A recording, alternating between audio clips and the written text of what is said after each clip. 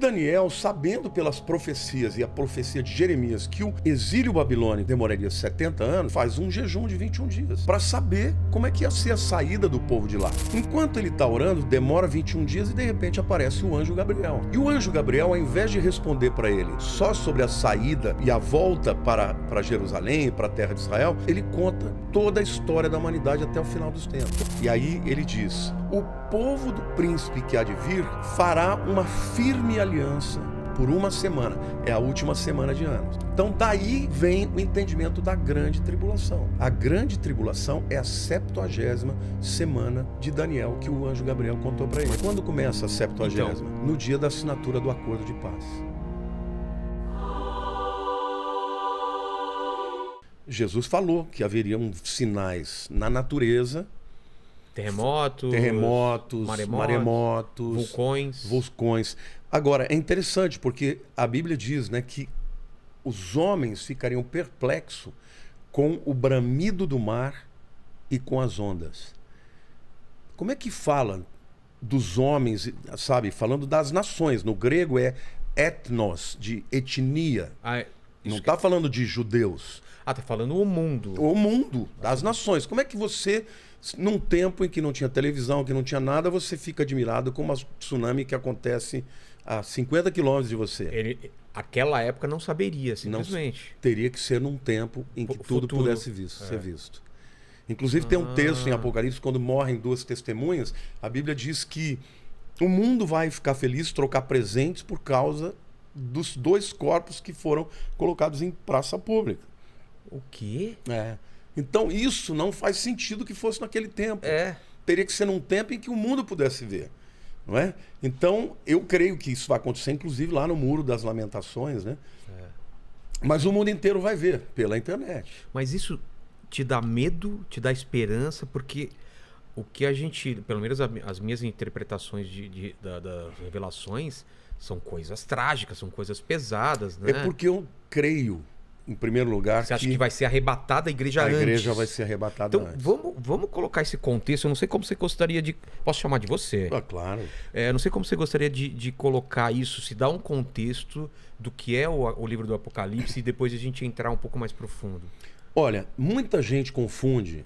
Eu primeiro queria dizer o seguinte: você não faz uma interpretação teológica ou hermenêutica baseada numa lógica humana. Lógica humana é o quê? Por exemplo, algumas pessoas falam para mim, mas os apóstolos sofreram. Por que a igreja agora não vai ser? Isso é uma lógica humana. É um raciocínio. Minha cabeça... Não faz sentido eles terem sofrido e a gente não. Entendi. Você não pode falar isso com o texto bíblico. Você tem que ir para o texto bíblico e ver o que o texto fala. Então, quando você fala da grande tribulação, esse termo que fala de... Você já sabe que são 7 anos. Da onde vem isso? Isso vem do livro de Daniel, capítulo 9, de 24 a 27. Quando Daniel está no final do período da Babilônia, que eles ficaram 70 anos lá, exilados, e Daniel, sabendo pelas profecias e a profecia de Jeremias que o exílio babilônico demoraria 70 anos, Daniel foi para lá com 19 anos de idade, era um menino, ele passou por 3 reis. E agora ele está lá com 89 anos, terminando 70 anos, ele faz um jejum de 21 dias para saber como é que ia ser a saída do povo de lá. Porque ele falou, Deus falou, o exílio vai acabar. Enquanto ele está orando, demora 21 dias e de repente aparece o anjo Gabriel. E o anjo Gabriel, ao invés de responder para ele só sobre a saída e a volta para Jerusalém, para a terra de Israel, ele conta toda a história da humanidade até o final dos tempos. Por que será que ele fez isso? Por quê? Porque o Daniel foi um profeta do fim. Entendeu? Ele é o primeiro profeta apocalíptico. Eu até vou fazer uma série de estudos de Daniel com paralelo em Apocalipse. Tem muitas coisas em comum. E dentre estas, ele começa a falar da saída da ordem, porque Ciro, né, o persa, o que ele fez para dominar a Babilônia? Os camaradas estavam uma semana enchendo a cara num banquete. O rio Eufrates tinha um braço que passava debaixo da Babilônia. A Babilônia era inexpugnável. Ela tinha 2 muralhas. A muralha exterior tinha mais ou menos uns 30 metros de altura. Era impossível. Prédio de 10 andares.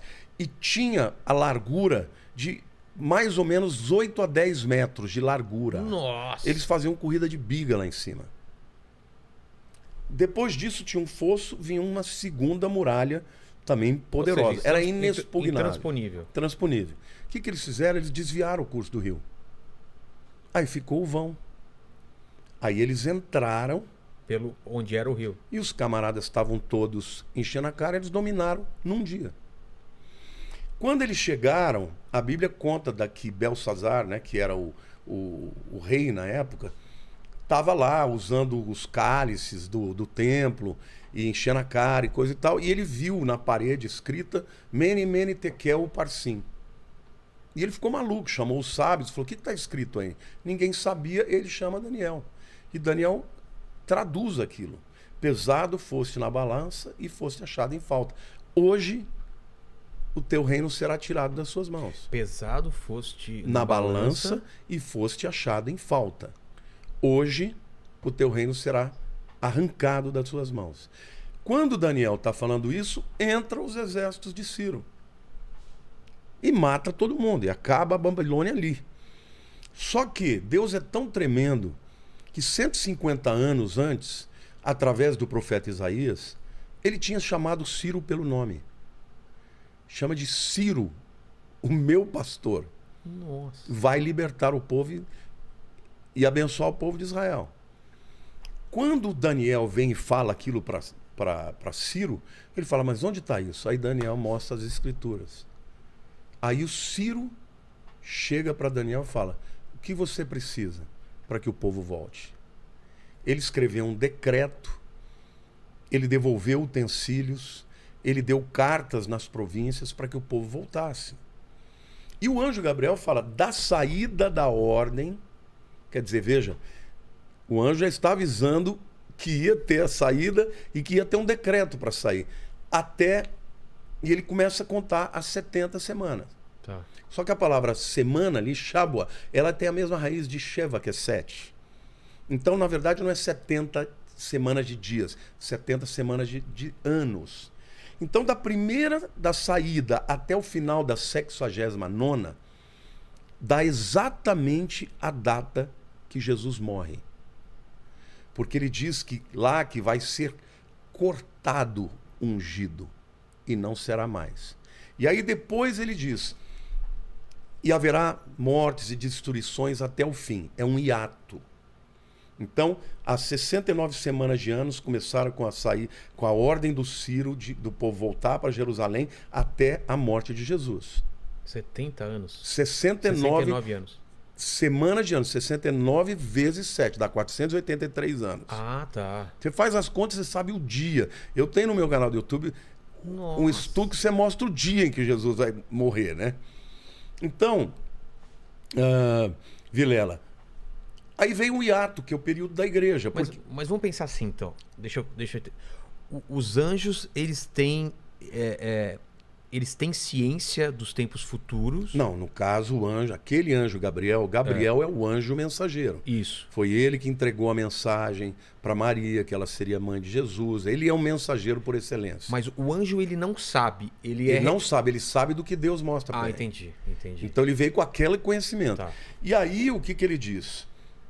Depois ele começa dizendo: 70 semanas são destinadas para o teu povo e para a tua cidade. Agora eu pergunto para você, Vilela, quem que era o povo de Daniel? O povo judeu. É. E a tua santa cidade? Que cidade é essa? Jerusalém. Portanto, as 70 semanas estão destinadas para o povo judeu. Não tem nada a ver com a igreja. A última semana, e aí ele diz: o povo de um príncipe que há de vir destruirá o santuário e a cidade. A gente sabe pela história que quem destruiu a cidade e o templo foi o general Tito, que depois se tornou imperador. Sim. Então, a gente sabe que o anticristo, ele é descendente deste Império Romano que destruiu o templo e a cidade. Porque ele diz: o povo do príncipe que há de vir fará uma firme aliança por uma semana. É a última semana de anos. Então daí vem o entendimento da grande tribulação. A grande tribulação é a 70ª semana de Daniel que o anjo Gabriel contou para ele. Mas isso não está localizado ainda em tempos como você Não, fez o cálculo o 69 já está. Então, esse tá. Agora, quando começa a 70ª? Então. No dia da assinatura do acordo de paz. E esse acordo de paz, já vários começaram a fazer conversações. Mas Você sabia, vai por ter que ter exemplo... uma guerra para ter um acordo de paz? Não, as guerras aconteceram nesses 2000 anos. Primeira Guerra, Segunda Guerra, Tudo isso. conflitos. E Jesus falou disso. Quando vídeos falar de guerras, rumores de guerra, ainda não é o fim. O que inicia a última semana, que é a grande É tribulação, uma paz. é um acordo de paz. E quando muita gente me pergunta, quem é o anticristo? Olha quem está propondo o acordo. De paz. Porque vai haver uma dupla ali. É o anticristo e o falso profeta. Anticristo e falso profeta. O falso profeta aparece antes? Não, o falso profeta vai ser um líder religioso mundial. Tá. Que vai ter um discurso de unidade entre as religiões. Um discurso bom. Bom, vamos fazer paz e vamos juntar. Tá. Você sabe que lá em Dubai estão fazendo um lugar onde vai ter uma mesquita, uma igreja cristã e uma... É? Existe o chamado Crislã, que é o cristianismo e o Islã juntos e mais o judaísmo. Tá.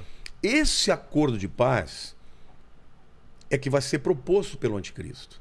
Porque ele vem, num primeiro momento, como um homem de paz. Um unificador, pacificador. Só que ele não é um líder religioso, ele é um líder político.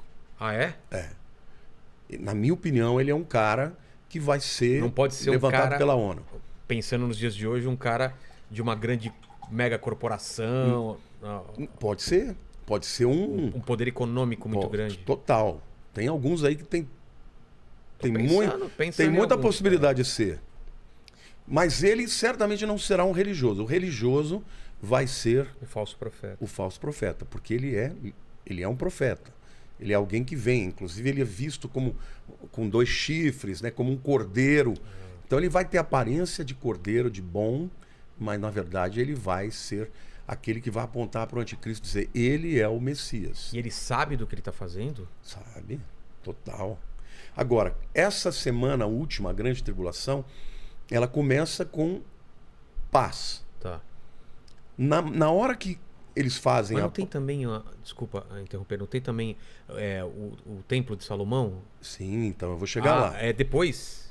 Tá, então começa com a paz. Então, começa com a paz e um dos aspectos que serão assinados no acordo é que Israel vai poder reconstruir o templo lá no Monte Moriá. Entendeu? Por quê? Qual que vai ser o argumento? O judeu adora na sexta, né? O Shabat começa na sexta. Não, desculpe, o muçulmano. É durante a sexta. O Shabat do judeu começa na sexta, depois das 18 horas, e vai até o sábado. O Shabat é do judeu. E domingo da igreja. Certo. Então, o templo vai ser reconstruído. E o que o povo palestino, os muçulmanos vão ter em troca? Por exemplo, a Palestina vai ser reconstruída, eles vão derrubar os muros, vão fazer estradas. Vai ser uma paz que o mundo vai aplaudir, vai falar, acabou essa guerra. Só que a Bíblia diz que na metade dos 7 anos ele vai quebrar o acordo. E lá no livro de Tessalonicenses, capítulo 2, a Bíblia diz que ele vai entrar nos santos dos santos, ostentando-se como se fosse Deus. Ora, para ele entrar nos santos dos santos, o templo de Salomão tem que ter sido reconstruído. Então, por Onde isso... seria esse templo? Não é no onde Monte Moriá. Mas não é onde estão escombros e em cima tem uma mesquita? Você já viu aquela foto clássica de Jerusalém? Que de um lado você tem uma cúpula de dourada, que é de ouro. Sei. Então, aquele é o domo da rocha. Dentro daquela cúpula tem a pedra que os judeus acreditam que Abraão apresentou Isaac.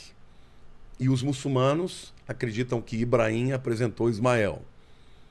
Aquela pedra lá, aquela cúpula é chamada de cúpula dourada, né? Ou domo da rocha. Do outro lado tem uma mesquita que chama Al-Aqsa, que é aquela que tem uma cúpula cinza escuro. O templo, ele vai ficar entre as duas coisas, não vai ter que derrubar nada. Não vai ter que derrubar nada. Não. Tá. Por que eu afirmo isso? Porque existe uma porta em Jerusalém, chamada de Porta Dourada, ou Porta Formosa, que ela está fechada. Ela está fechada. E no tempo de Jesus, aquela era a porta pela qual entrava o sumo sacerdote no Santos dos Santos uma vez por ano, que era no Yom Kippur. Só aquele dia. Acontece que depois que os judeus foram expulsos e tudo, um dia chegou, porque essa porta, Ezequiel, o profeta, diz que o Messias passou por ela, ela seria fechada e ninguém ia abrir, e quando o Messias voltasse, ela seria aberta de novo. Entendi. Acontece que Suleimão, magnífico, quando entrou e dominou Jerusalém, ele conhecia as profecias de que o Messias passaria por ali. O que ele não sabia é da profecia inteira. Ele não sabia que a porta tinha que ser fechada. Então o que ele fez? Ele plantou um cemitério muçulmano na frente dela e fechou a porta. Falou, o Messias jamais vai pisar numa terra de gente morta, porque para o judeu isso se torna contaminado. Então, sem querer, ele cumpriu a profecia. Porque ele fechou a porta. Ele fechou a porta. E ela vai ser aberta só quando Jesus voltar. Interessante que na Guerra dos 6 Dias, em 1967, que aconteceu em junho, no início do ano, o rei Hussein da Jordânia estava dizendo o seguinte, eu vou abrir essa porta, vou fazer um complexo hoteleiro lá dentro para os adoradores de Alá quando vierem no Ramadã. Ele ia fazer isso. Por que ele não fez? Por quê? Porque estourou a Guerra dos 6 Dias e Israel tomou Jerusalém. Então, ou seja, Deus falou que ninguém vai abrir aquela porta antes que o Messias venha, não vai abrir. Agora, eu contei tudo isso para você saber o histórico, mas para te dizer por que eu não acho que vai ter que derrubar nada. Tá. Porque quem estava no Monte das Oliveiras enxergava o templo através daquela porta.